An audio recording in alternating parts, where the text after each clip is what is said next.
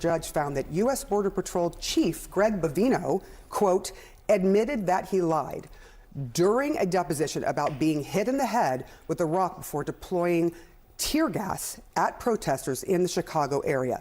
Should Greg Bovino be fired or charged for lying? Look, if a judge declared he lied under oath, he needs to be investigated. I think if anybody acts outside of policy, then the Internal Affairs opens the investigation. That's the way we handle it. All right, everyone, let's set the stage. Last night's panel had a moment that instantly grabbed attention. Scott Jennings stepped in with full confidence, clearly ready to make his case, and the energy shifted the second he started speaking. You could feel that this wasn't going to be a routine exchange. It had that late-night intensity where every word carries extra weight. As the discussion unfolded, his tone and body language sparked strong reactions online. Some viewers saw it as calculated performance. Others thought it crossed into something more uncomfortable. When conversations turn toward race or cultural issues, tensions can rise quickly, and what might sound like a sharp rebuttal to one audience can feel like something else entirely to another. There's also an element of showmanship here. Cable panels thrive on big personalities and bold reactions. Sometimes that line between passionate debate and theatrical exaggeration gets blurry. What we watched wasn't just policy disagreement. It was a clash of styles, perspectives, and emotional temperature. And let's be honest, part of the fascination comes from wondering how far commentators will go to defend their side. Is it instinct, strategy, or simply the pressure of live television amplifying everything? That's what makes moments like this so compelling and so divisive.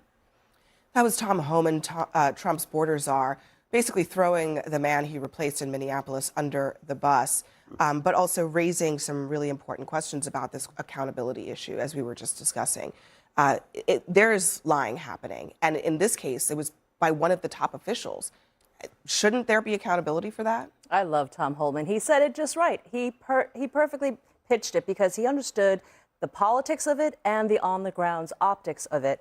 And he completely deflated the media's narrative that we don't hold our own people accountable. He's holding his own team accountable. Except that Tom Homan himself has not been held accountable for the $50,000 he collected from an undercover FBI agent in a kava bag, and yet he's still up there running this department.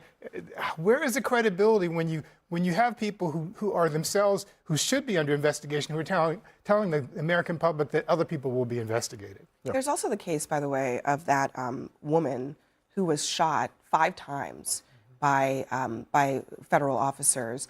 And there was body cam footage. They still lied about it. They tried to charge her with the crime, and it was only revealed when the judge looked at the footage and said they threw out the case. So have those officers been prosecuted? No, not that I know of. That's right. This administration cannot be trusted, and they can be trusted to hold themselves accountable. Even after the killing of Alex Priddy and Renee Good, they didn't want to share information about what was happening, which is why we have to abolish ICE. We have to abolish the Customs and Border Patrol in the way that they currently exist and replace them with something that actually does the work that we need for them to do, which is why we need a Congress that works and that is effective at holding these people in this administration accountable. I'll tell you what the work is not. The work is not killing American citizens. You said the work we in need our them to community. do. I'm interested in your opinion. What is the work that we need them to do? Absolutely. One, the work is not killing American citizens. No, what is the work we need them to do? Well, first, let's look at what they don't need to do. They don't need to go into communities like Memphis, Tennessee. Do they need to deport illegal aliens? Where they're currently terrorizing and traumatizing our communities. What we also need to make sure is that we have elected officials who are creating a pathway of opportunity for people who are currently undocumented. Do we need a federal law enforcement agency to deport illegal aliens, yes or no? We do need a federal law enforcement agency that deals with immortation, that doesn't kill people. To deport illegal aliens, what we do also need is laws that make sure that people who are undocumented... Is there a single illegal alien that you would deport? You know, this is what I want you to focus on. Is there one? I want you to focus on.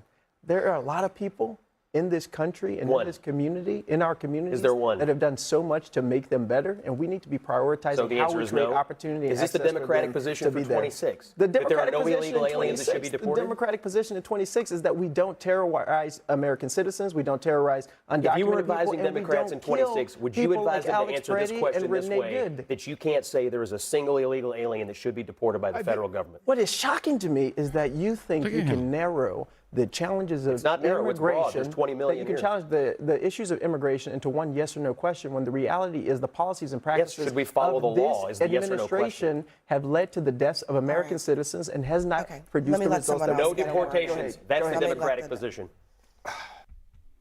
Sometimes I give my... This was fascinating as an exchange, but, you know, Scott, the gotcha questions... it's not gotcha. It's a legitimate question. What do you think about it? I'm interested as an opinion. I don't represent the Democratic Party. I represent my own interest. And what the Democratic Party does is up to them. But I actually agree with what Justin said. I think that there is a role for immigration enforcement, obviously, in this country. But I don't think we need to use ICE to be doing that. We were able to do this in this country before ICE was created, and we don't need them in the future. But having said that, I objected the whole time that you used illegals and you used illegal aliens. I don't think anyone. I don't think they're undocumented people. They are human beings. They're not illegal. They're not illegal aliens. They're in the country illegally. That's dehumanizing terminology that you're using. Regardless of what the law says, it's dehumanizing terminology. I'm going to quote the law. Okay. All right. We got to go and got to leave it there. Everyone. Now, let's talk about something that often gets overlooked: language. The terminology used in immigration debates isn't accidental. Words carry emotional weight. When certain phrases are repeated over and over, they shape how audiences visualize the people being discussed. Some descriptions sound procedural and administrative. Others feel dramatic, almost cinematic. And that distinction matters. For many viewers, the phrasing doesn't change their perspective. But for audiences already feeling uncertain or anxious about economic pressure, security, or cultural change, strong wording can intensify those emotions. Communication experts call this framing. The way an issue is presented can influence how it's perceived.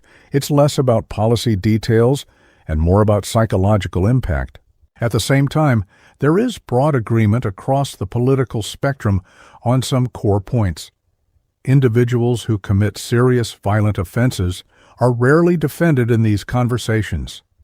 That's not where the real divide sits. The larger disagreement centers on people who are living and working in the country without a criminal record. Polling has consistently shown that many Americans support some form of structured pathway to legal status for that group. There's also the economic angle. Agriculture, food production, and other labor-intensive industries often raise concerns about workforce shortages during strict enforcement periods. Trade decisions can further complicate that picture, especially when domestic producers feel squeezed by foreign purchasing shifts. So the conversation isn't just about labels. It's about tone, perception, public opinion, and economic consequences, all wrapped together in a debate that continues to evolve. Let me know your perspective in the comments. If you found this breakdown useful, consider liking and subscribing. It genuinely helps the channel grow. I'll see you in the next one.